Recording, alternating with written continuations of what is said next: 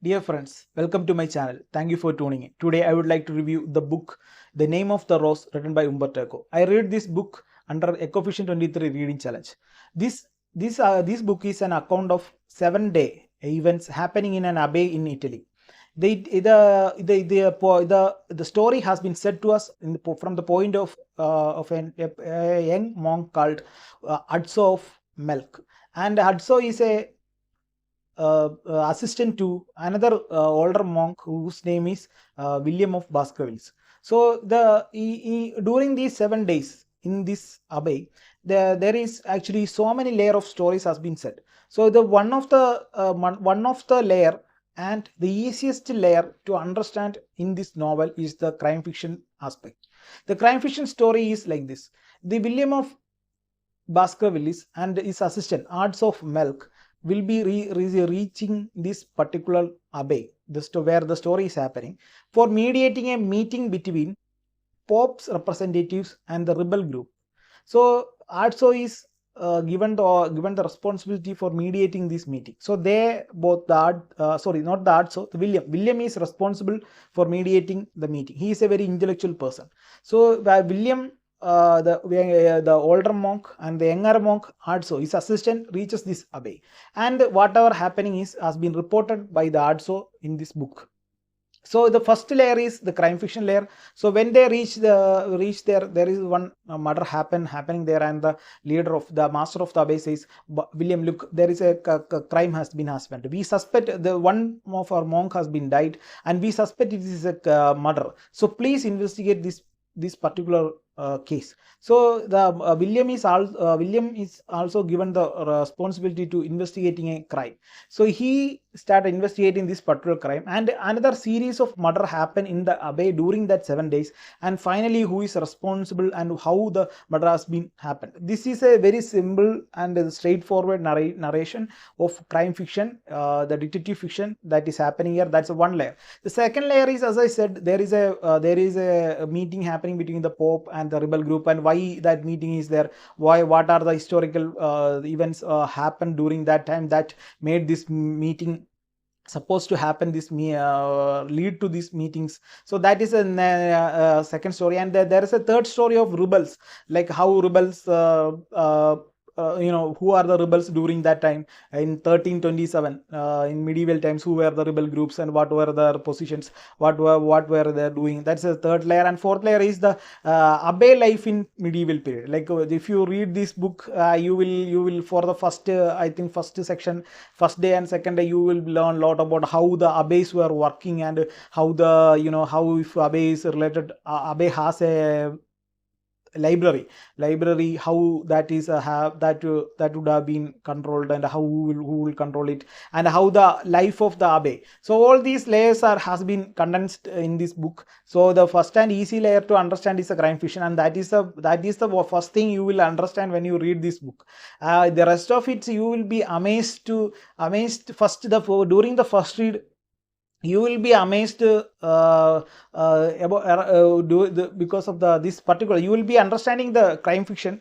Second thing, you will be amazed the entire book, like how it's structured, how it's written. The third thing is, you will be amazed by the knowledge of Umberto Eco. I mean, you will think how much should a person know to write a novel like this, like, because if he is written one paragraph, he have to know an entire book, then only he can condense that to a paragraph. So this book contains in the information containing lots and lots of books, and that's also a main theme of this book. The Umberto Eco mentions this in the book, that you don't have to read a particular book to understand what is in the book. You can read thousands of books around the book, and you can guess what was inside this particular book. That is also Umberto Eco saying. So the same thing is happening. I mean, Umberto Eco has read many books.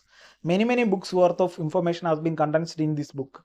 Then the major theme of this book, which I understand, is about open source. So open access.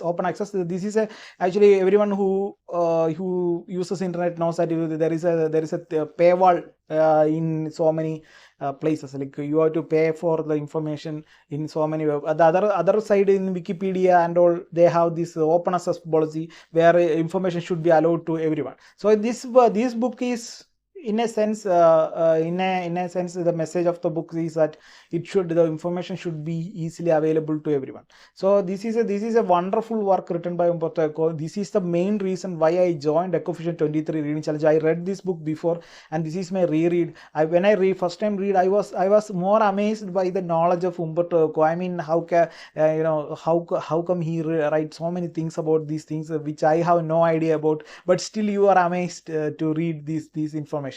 So the same way, this is amazed one more time again because of the narrative structure, the way it's written.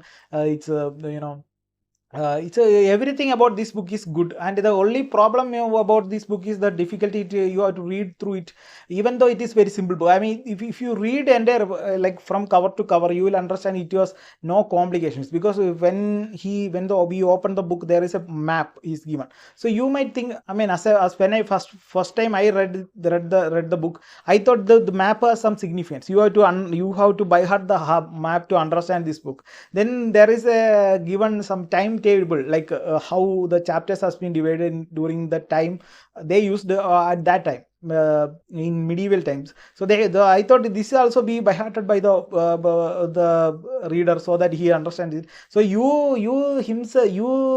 yourself think that this is a complicated book before you starting, and then you read the book and you understand it was actually very simple. So this is actually, I personally believe this is this is an intentional thing Umberto Eco has done. Why? Because in the book there is a library.